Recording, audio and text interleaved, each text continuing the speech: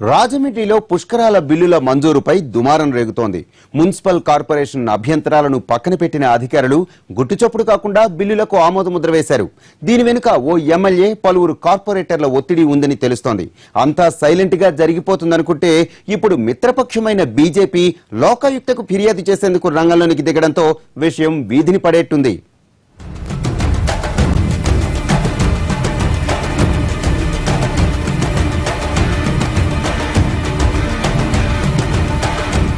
July 14 నుంచి 25 వరకు జరిగిన గోదావరి పుష్కరాలు రాజమండ్రిలో ఘనంగా జరిగాయి. అయితే అదే సమయంలో పుష్కర పనులు అక్రమాలకు ద్వారాలు తెరిచాయి. పుష్కర ఏర్పాట్ల కోసం రాజమండ్రిలో భారీగానే నిధులు ఖర్చు చేశారు. నగర సుందరీకరణ, భోజన ఏర్పాట్లు, తాగునీటి సరఫరా, టాయిలెట్ల సౌకర్యం, విద్యుత్ అలంకరణ ఇలా చాలా పనుల్లో భారీగా అవినీతి జరిగిందనే ఆరోపణలు అనేకం. ప్రధానంగా ప్రతిరోజు సుమారు 10,000 మంది పారిశుద్ధ్య సిబ్బందికి సరఫరా చేసిన భోజనాలకు ₹1,85,00,000 బిల్లులు సిద్ధం చేశారు. వీటిపై కౌన్సిల్ సమావేశంలో అభ్యంతరాలు వ్యక్తమయ్యాయి. సమగ్రమైన చర్చ, శ్వేతపత్రం విడుదల తర్వాత బిల్లులు చెల్లించాలని కౌన్సిల్ సమావేశంలో నిర్ణయించారు. అయితే కొద్ది రోజుల క్రితం ఇన్ఛార్జ్ కమిషనర్ గుట్టుచప్పుడు కాకుండా బిల్లులను మంజూరు చేయడం వివాదాస్పదమవుతోంది.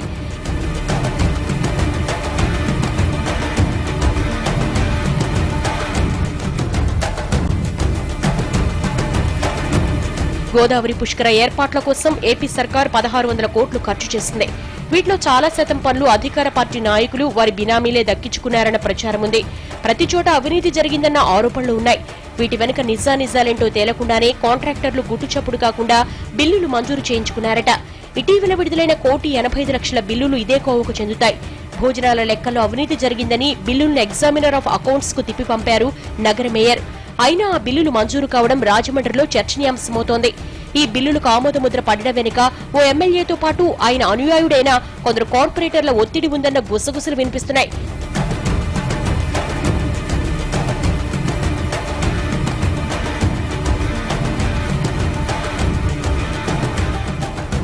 భోజనాల బిల్లులే కాదు, పుష్కర యాత్రికుల కోసం ఏర్పాటు చేసిన 1,200 తాత్కాలిక టాయిలెట్లకు ₹2 కోట్ల చెల్లింపు జరపడం మరో వివాదం. ఒక్కో టాయిలెట్ తయారీకే 10,000 ఖర్చవుతుంది.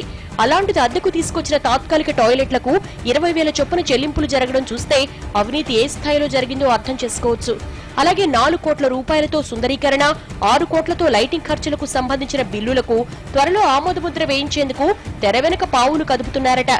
అధికార పార్టీకి చెందిన నాయకులే తెర వెనుకుండి బిల్లులు మంజూరు చేయించుకుంటున్నారన్న గుసగుసలు వినిపిస్తున్నాయి.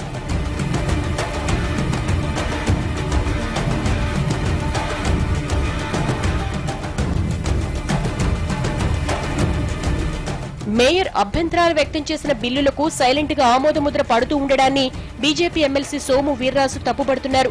బిల్లుల చెల్లింపుపై ఇన్ఛార్జి కమిషనర్ ను నిలదీసినా సరైన సమాధానం రాకపోవడంతో లోకాయుక్తకు ఫిర్యాదు చేయబోతున్నారు.